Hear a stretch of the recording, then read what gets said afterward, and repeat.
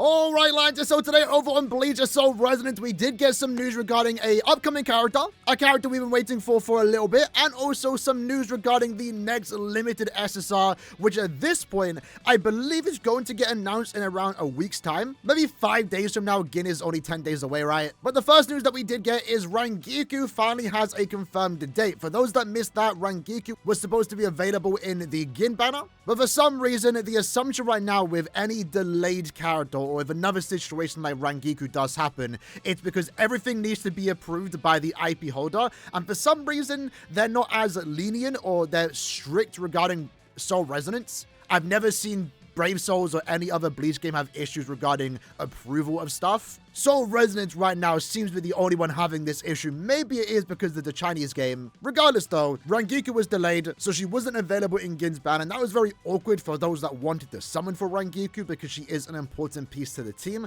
as she is going to be a support character for Gin and also Kanami in an element damage focused thrust team. So because she's not available, we are getting her guaranteed for free and also her weapon at max boundary and max ascension, which is actually really good. Because using someone like me, for an example, I summoned on Gin, I got him in around 7 multis, right? And even if Rangiku was in the banner, I probably wouldn't even gotten a max duped out, let alone her weapon too, right? I mean, just using, what's her name? Momo as an example. I summoned for Toshiro, and I only ended up getting Momo once. I ended up getting her twice in like the 7-8 multis that I did do, and then you did get the free one. So it's actually super beneficial for those that either skipped Gin or maybe someone like me that only went to Pity once. Because chances are you aren't going to get her max dupes unless you got really lucky or did multiple rotations for Gin. So a free SR, completely maxed out, really cool stuff, and we will be getting that on Friday, which is actually super close, only a few days away. And in a way, it's kind of well-timed because right now we are in the 2nd week of the Gin event. You know, we are now under this new schedule where the 3rd week is going to be the dead week of the entire month to a certain extent. Week 1, we get the character, we get the big event. Week 2, we get the extra events. And then week 3, it's the little events, nothing super crazy. At that point, we're more just waiting for the next character. So releasing Rangiku now, I think, is actually good timing on this upcoming Friday because it is the 3rd week. That should keep us occupied until the next upcoming character. Which, that is now the big question. Who is going to be the next character? Now, everything that we talk about is just speculation, just based on leaks and stuff like that. There's a lot of leaked characters. Some look more ready than others, but we did make a video a few days ago going over that Grimmjow potentially seems to be next. Regardless of the release schedule, because I've heard now from Giku and other people too saying he's delayed. Not delayed, but apparently Grimmjow isn't next, which is what we were assuming because he seems to be the most ready based on data mines. If that is indeed true, we find out in a couple of days that Grimmjow isn't next. That kind of changes a few things because one thing we know about Grimmjow right now is that he should be a strike type full assault unit in a way to replace Yoruichi. And in a way, that is what the game needs right now. It really depends on where you are in the game, but what we have been seeing with the release of the new characters is that they are fulfilling roles that people are going to actively summon for, right? I would like to say when it comes to any new team in the game, the first thing you want is a new full assault character. And of course, you know, we have the default banner that does have access to full assault units. You know, Strike, for example, has access to Yoruichi. Thrust had access to Ikaku. But what we do know, especially with Gin compared to Ikaku, is that limited characters are going to be significantly better, right? It's expected. The default characters aren't always going to be the best units in the game, unless you're Kisuke, because supports always age better. Full assault units, DPS characters are more often than not getting replaced faster in these type of games, whereas support, especially premium tier supports, usually last a lot longer. But you know, Ichigo, for example, was a full assault unit, the first limited character in the game. It made sense because it is the main character, but the default banner doesn't have access to a full assault / unit. The next character after that, and then after him, was 2 spirit type characters because there was no spirit type SSR in the game. So you had more reason to summon for these characters. Because the alternative is pretty much nothing. If you didn't have Toshiro, technically at that point you're relying on Ururu, which isn't a character you want to rely on. And then other than that, there's no spirit type tactic unit besides Rukia, who's a good character for an SR, but you know, Aizen is Aizen and he's like super powerful. So after the spirit team got good, the next step was to work on the thrust team.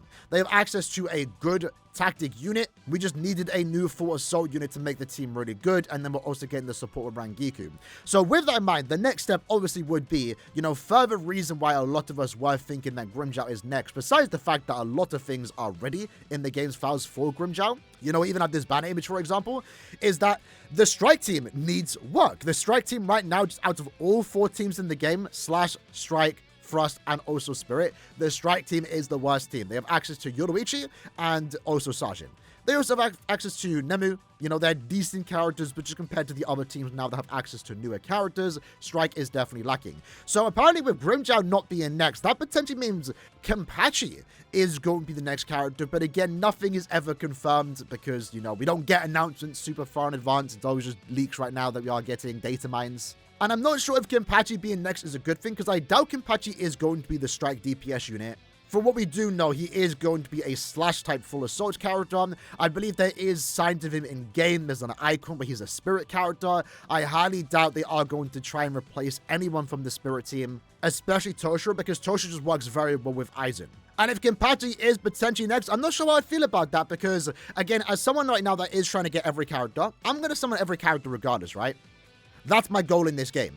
I'm personally more excited for Grimmjow, despite me really liking Kenpachi, just because he is a strike-type damage dealer, which is what the game needs right now. I haven't really worked on Yoruichi despite me getting it to level 80. I haven't really worked on Sajin or even Nemu because the strike team is just in a bad spot. I'd rather put my time and resources into the teams that are more solid, worth investing into. If we were to get Kenpachi, I think for most people, it could be a good thing, to be fair, if Kenpachi is next, because if you have Ichigo, you don't need Kenpachi. And that's something that we are going to have to get into a point where we have to skip characters based on their typing, because as a free-to-play, it's going to be expected that you're not going to get every character. You should start saving up your Jades and your summon tickets for characters you like. If you're a Kenpachi fan, summon for him regardless if he's good or bad. Likewise with Grimmjow, Neliel, or Kyura. Any upcoming potential character, save for them because those are the ones you're going to have fun with. The way you should be playing gacha games is summoning for your favorite units, not because of what you need. At least when you have a decent team, because eventually you're going to have access to a good Thrust team, a good Strike team, a good Slash team, a good Spirit team. Like, I summoned for Toshiro and Aizen, one because I like the characters, obviously, but also I needed them because I wanted a good Spirit team. In the future, when you have access to a good team in general, at that point you're just going to start summoning for favorites. So if Kenpachi is next and he's a Slash type unit, I think that's going to be a pretty easy skip for most people unless you do like Kenpachi. Because if you started the game when the game launched, you should have access to Ichigo because you could have just rerolled for him. Even if, hypothetically, Kenpachi is a better unit, which, truth be told, I don't have much memory of how Kenpachi did play in the pre-alpha. For those that missed that, right, he was available in the super earliest build of this game that we played like 2 to 3 years ago, but then every beta after that, he was just removed from the game for some reason. Now, Kenpachi does have some similarities with Ichigo and also Gin. So his similarity with Gin, at least if he stays the same, is that his skill set is going to have a technique which has technique points. It has a charge effect. I don't know if it does consume technique points, but I do remember it having a charge effect where you have to hold it down. And from what we've seen in the most recent Okyura fight, right, this is one of my favorite techniques in the game because, one, it does a lot of damage, but also it gives you invincibility frames. It's such a good offensive and defensive move. If you went against the Okyura boss where the idea is to not take any damage, there were so many times where I was just face tanking a bunch of hits, taking no damage just by using the technique, which is really cool. So I'm kind of excited if Kenpachi is going to have something similar, but comparing him to Ichigo, Kenpachi also does have a transform effect. He takes off the eye patch. So Kenpachi, despite being one of the oldest characters in the game, hopefully he does change a bit on release. It's still going to be unique in a sense because he is going to have 2 mechanics that we've not seen on a character just yet, a transform effect and also a charge effect. And I guess for those that did skip out on Ichigo, Kenpachi maybe being next is good news because you might be now in desperate need of a new Slash type character because if you missed out on Ichigo, then, you know, maybe Kenpachi is going to be a good character to have. Again, regardless of which character is better, which one's going to do more damage, doesn't really matter in the grand scheme of things. Because the main thing for everyone should be just getting that character of that typing. A full assault character in every typing. A support character for every typing. Which for the most part has been pretty easy to do because they're SRs. Kisuke is the, you know, premium SSR support right now that can fit into every team. And then eventually you do want to get a tactic unit. So if Grimmjow is next, he is a strike full assault unit, but now we're hearing that he's not next, and it's potentially meaning Kenpachi is next, so it's potentially good or bad news, again, depending on the type of player that you are. If you are someone like me, Grimmjow being delayed is kind of annoying because I did want to start working on that strike type team. Especially because, again, there are content in the game right now that is kind of encouraging you to use strike characters, so it's a very weird situation. You know, the co-op campaign, for example, does want you to use a strike character. Frenzy Feast does have a strike phase, so I kind of really want to get access to that strike team so I can start doing something with it. And as someone that already has access to a full assault slash type unit, if that is what Kenpachi is going to be, Kenpachi for the most part is going to be a pretty easy skip. I'm still going to summon for him, of course, but, you know, it's technically not what I entirely need. But hopefully it's a fun character regardless, because that would, you know, instantly change my mind on whether it's, you know, bad that Grimmjow has been somewhat delayed or not in line what we were expecting.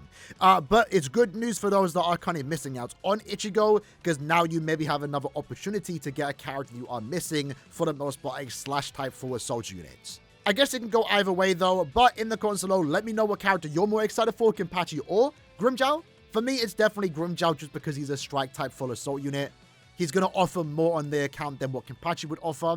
But we are going to find out potentially again in around 5 or so days time what character is next officially once the character is confirmed to get announced. So make sure you are subscribed for that because we will cover it when the character does get announced. Hope you liked and enjoyed the video. See you guys next time. Take care and peace.